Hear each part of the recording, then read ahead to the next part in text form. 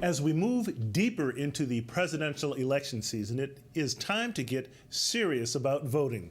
In Massachusetts, citizens have to register to vote weeks before an election, and if they move from one home to another, they have to repeat that voter registration process at the town hall or city hall. But what if voter registration was easier? What if voter registration was automatic? A bill filed by the New Democracy in the Coalition in the legislature last year was heard earlier this year at the State House. Our guest this morning will update us on that, as he has been leading the effort to make automatic voter registration a reality in Massachusetts.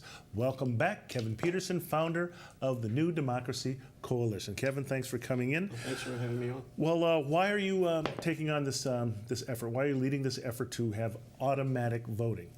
Because it's about broadening our democracy, so making our democracy more robust. Universal voter registration should be a goal. Other states around the country have implemented the legislation that automatically registers eligible voters to vote. They use public databases that we all know exist, the census, house listings, and they combine them, driver DMV, and they combine those databases, identify who's eligible, and at 18, they're automatically registered to vote. That's good for democracy, universal voter registration. So when you turn 18 on your 18th birthday, bam, you're registered to vote? Bam, a letter is sent out to a voter, and if that voter decides, according to the bills across the country and our bill, that voter decides that he or she doesn't want to be voted, they can opt out.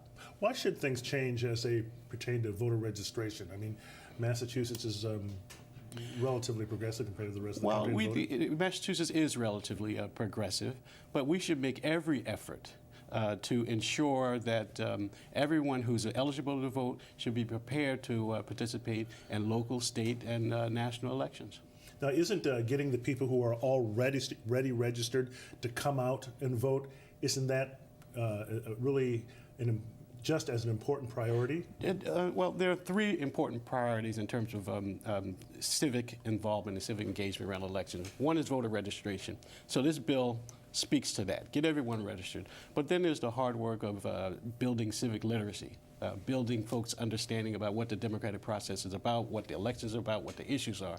And then the other prong is electoral justice on election day, ensuring that everyone's vote is protected on election day. So this piece of legislation would almost eliminate any more efforts around getting people registered to vote. 100% voter registration should be the goal of the Commonwealth. Who would benefit from this law? Well, mostly poor people. In Massachusetts, over 700,000 people are unregistered. Most of them live in so-called majority-minority districts, state rep and state senate districts, and they are often poor, and they are often disabled, they're often elderly.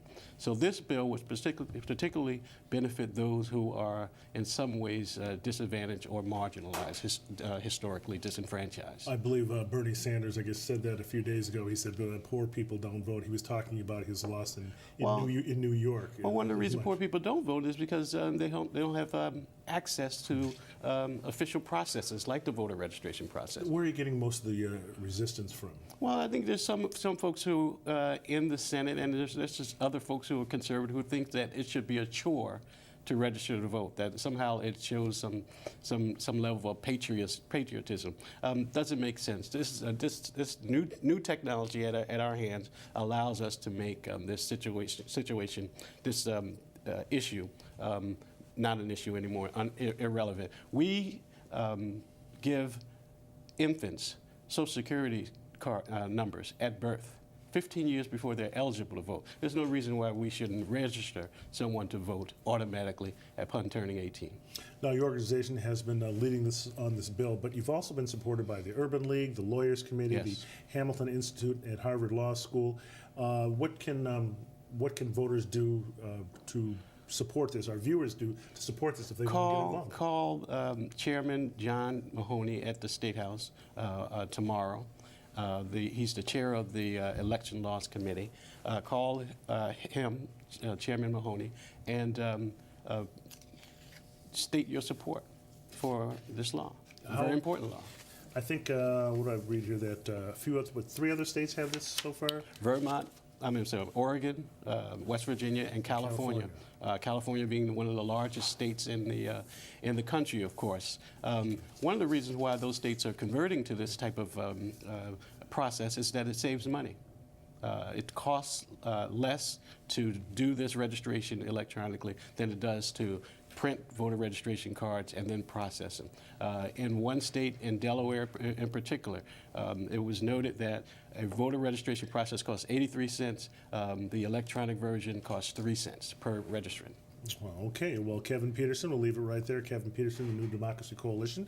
Good luck with your efforts, and we'll see where this goes. Thank you. Automatic voter registration when you're 18 years old. Makes sense. Yeah. Okay, all right, Kevin.